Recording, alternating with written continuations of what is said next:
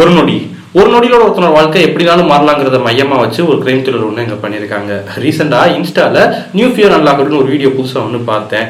அதை பார்த்துட்டு அது ஒரு கமெண்ட் செக்ஷன் போனதுக்கப்புறம் தான் இது ஒரு படத்துலேருந்து வர சீன் அண்ட் இது பயங்கர ஸ்பாயிலர், இந்த பர்டிகுலர் சீன் தெரிஞ்சுட்டு அதுக்கப்புறம் அந்த படத்தை பார்க்குற பிரயோஜனமே இல்லை அப்படிங்கிற ரேஞ்சுக்கெல்லாம் கமெண்ட்ஸ் நிறையா பார்த்தேன். இருந்தும் எனக்கு அந்த படத்தை பார்க்கணுன்ற ஆர்வம்.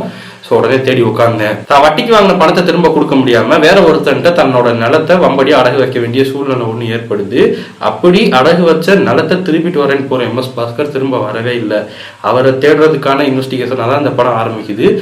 அதுக்கப்புறம் என்னாச்சுங்கிறது தான் கதை. சொன்னது போல இது சம்மந்தமே இல்லாத ஒரு ட்ராக்ல போகிற மாதிரி இருந்தது. அவருக்கு என்னாச்சுங்கிறது தான் நான் தான் இன்ஸ்டாலே பார்த்துட்டேன்ல. சம்மந்தமே இல்லாத ஒரு ட்ராக்ல போகுது, எப்படி இதை அவங்க கனெக்ட் பண்ண போகிறாங்கன்ற ஆர்வத்தில் தான் நான் பார்த்துட்டு இருந்தேன். முடிஞ்சதாக அதை ஜஸ்டிஃபை பண்ணுற விதத்திலேயே காட்சிகள் அமைச்சிருந்தாங்க. வழக்கமான ஒரு கிரைம் த்ரில்லர் போல ஏதோ ஒரு இன்வெஸ்டிகேஷன் கிடைச்ச ஒரு நாட்டை பிடிச்சி தான் நகர்த்துறாங்க. தென் அதை எப்படி கொண்டு போய் எங்கே முடிக்கிறாங்கிறத ரொம்பவே இன்ட்ரெஸ்டிங்காக பண்ணியிருந்தாங்க இந்த படத்தில். தேடப்படுற ஆளுக்கு என்னாச்சுங்கிறது தெரிஞ்சு இந்த படத்தை இன்ட்ரெஸ்டிங்காக பார்க்க முடியுதுங்கிற பட்சத்தில் அது தெரியாமல் பார்க்குறவங்கள பற்றி சொல்லவா வேணும். அந்த அளவுக்கு ஒரு நல்ல ரைட்டிங் ஒன்று இந்த படத்தில் இருந்தது. அண்ட் நீங்கள் இந்த படத்தை சில கிரைம் த்ரில்லர்லாம் ஒன்ஸ் வாட்சுக்கு அப்புறம் திரும்ப அதை பார்க்க முடியாது. அந்த பர்டிகுலர் விஷயம் ரிவீல் ஆனதுக்கப்புறம் அப்படி ஒரு படமாக இது எனக்கு படலை. ஏன்னா சொன்னது கூட என்னாச்சுங்கிறது தெரிஞ்சு தான் நான் பார்த்தேன். அண்ட் நீங்கள் இந்த படத்தை ஒன்ஸ் பார்த்தா கூட திரும்ப பார்க்குறதுக்கு ஒருத்தியான மாதிரியான ஒரு ரைட்டிங் ஒன்று இங்கே இருந்தது. காட்சிகளும் அதுக்கேற்ற மாதிரி அமைக்கப்பட்டிருந்தது. மதுரை திருமங்கலத்தில் நடக்கிற மாதிரி தான் கதை ஓப்பன் ஆகும். சொன்னது போல் ஒரு வழக்கமான த்ரில்லர். இன்ஃபேக்ட் சொல்லணும்னா இந்த படத்தில் வர ஹீரோ, அந்த போலீஸ் கேரக்டர் பண்ணியிருக்க ஹீரோக்கு ரொம்பவே வழக்கமான அந்த ஒரு கமர்ஷியல் இன்ட்ரோ, தென் அவர் அந்த கேரக்டருக்கான அறிக்கை எல்லாமே ரொம்ப வழக்கமான ஒரு கமர்ஷியல் ஃபார்மேட்டில் தான் இருந்தது. பட் ஸ்டில் அது கொஞ்சம் ஃப்ரெஷ்ஷாகவே ஃபீல் ஆச்சு. அதுதான் அந்த படத்துக்கான ஒரு பாசிட்டிவாக நான் பார்க்குறேன்.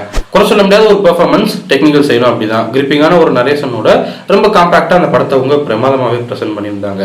கிரைம் த்ரில்லர் விரும்பி பார்க்குற ஆடியன்ஸாக இருந்தீங்கன்னா உங்களால் இதை ஈஸியாக கெஸ் பண்ண முடியுங்கிற பட்சத்துலையும் கூட நான் சொல்கிறது அந்த பர்டிகுலர் வீடியோ பார்க்கலன்னா அவருக்கு என்னாச்சுங்கிறத கெஸ் பண்ண முடியலைனாலும் எதோட கனெக்ட் ஆகும் போகுதுங்கிறத ஓரளவுக்கு கெஸ் பண்ண முடியும். பட் ஸ்டில் பயங்கர ஒருத்தியான ஒரு ஃபிலிமாக உங்களுக்கு இது படத்தை பார்த்து முடிக்கிறப்போ படம் இப்போ பிரைமில் அவைலபிளாக இருக்குது.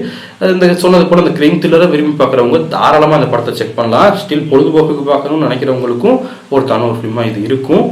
இன்கேஸ் இதுவரை நீங்கள் பார்க்கலன்னா தாராளமாக அந்த படத்தை ட்ரை பண்ணுங்கள். பார்த்துட்டு வந்து இந்த படத்தை உங்களுக்கு தாட்சிங்கிறத மறக்காமல் கமெண்ட் செக்ஷன் லீவ் பண்ணுங்கள். நாளைக்கு உங்களை அடுத்த வீடியோ சந்திக்கிறேன். பாய்.